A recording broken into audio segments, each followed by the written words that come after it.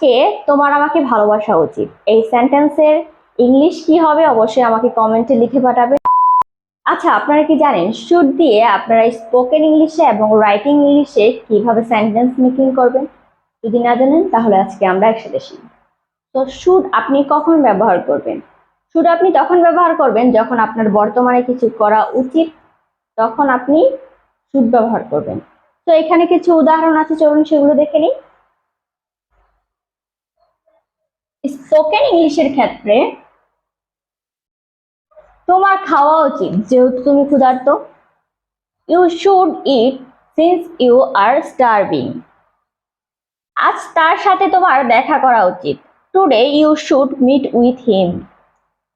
Writing ইংলিশের ক্ষেত্রে যদি আমরা দেখি, ভূমির মামলায় বাদীরাজকে আগের বছরের অনুযায়ী প্রকৃত মুনাফার 15 গুণ ফ্রুট ফ্রি দেওয়া উচিত।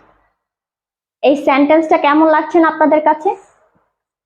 এই সেন্টেন্সটা হচ্ছে লয়ের সেন্টেন্স, তাই একটু এরকম লাগছে। তো এই সেন্টেন্সটা যদি আপনারা মেকিং করতে পারেন তাহলে কিন্তু আপনি রাইটিং ইংলিশের ক্ষেত্রে খুবই ইমপ্রুভমেন্ট করতে পারবেন। তো এই সেন্টেন্সটা আমি কিভাবে লিখেছি চলুন সেটা আগে দেখি। তো প্রথমে কি করব, আমরা একটা সেন্টেন্সের সাবজেক্ট খুঁজে বের করব। তো এখানে সাবজেক্ট কি? ভূমির মামলায় বাদী, তাই না? In land cases the plaintiff. তারপর কি? এই যে এই আজকেটা আপনি প্রথমে লিখতে পারবেন, কোনো সমস্যা নেই। পরবর্তীতে আমরা কি খুঁজে বের করব? আমরা খুঁজে বের করব কি একটা সেন্টেন্সের ভার্ব। এখন দেখুন এখানে ভার্ব কি?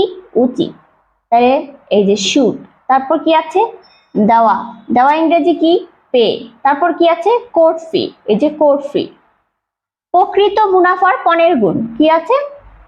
15 টাইমস দ্য অ্যাকচুয়াল প্রফিট, অনুযায়ী অ্যাজ পার আগের বছরের প্রিভিয়াস ইয়ার। আরেকটা সেন্টেন্স আছে, বাদীর আজকে কোর্ট ফি দেওয়া উচিত।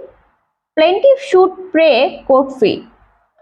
এই সেন্টেন্সটা যারা বুঝতে পারেননি যে আপনারা আসলে কিভাবে লিখবেন, তাদের আমি আরেকটা জিনিস বলে দিচ্ছি, তারা আপনি আরো সুন্দর করে বুঝতে পারবেন।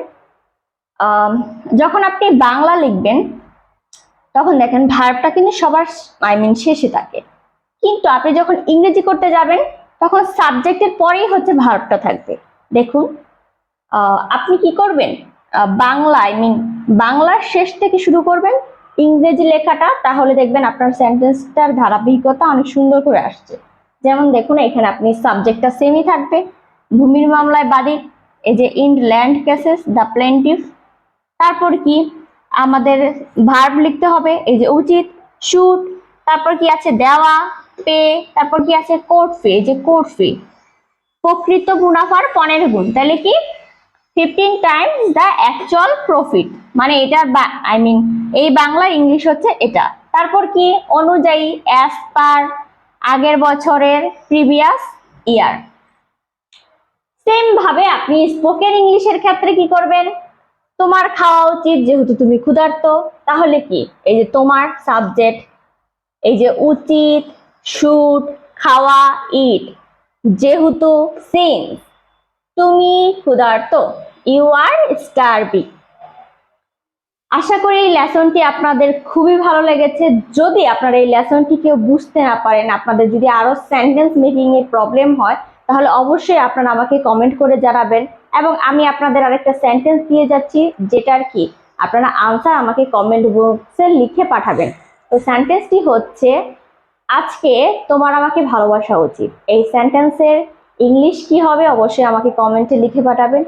সো আপনারা যদি এই লেসন থেকে উপকৃত হন, আমি বলবো না যে আমার চ্যানেলটা আপনারা সাবস্ক্রাইব করেন, যদি উপকৃত হন তাহলে অবশ্যই চ্যানেলটি সাবস্ক্রাইব করে রাখবেন, যাতে পরবর্তী ভিডিও আসার সাথে সাথে আপনারা নোটিফিকেশন পেয়ে যান।